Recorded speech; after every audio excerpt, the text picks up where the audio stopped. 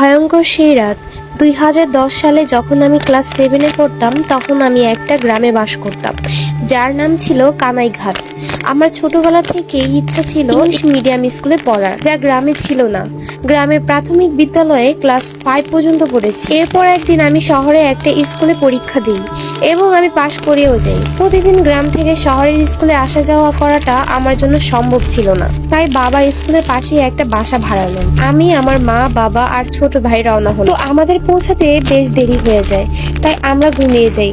পুরাতন বাসা ছিল, দেখতেও বেশ ভয়ানক হলেও আমার কাছে বেশি একটা ভয় লাগেনি। তো যাই হোক, বেশ কয়েকদিন ভালোই কাটলো আমাদের। স্কুলের নতুন বন্ধু হলো।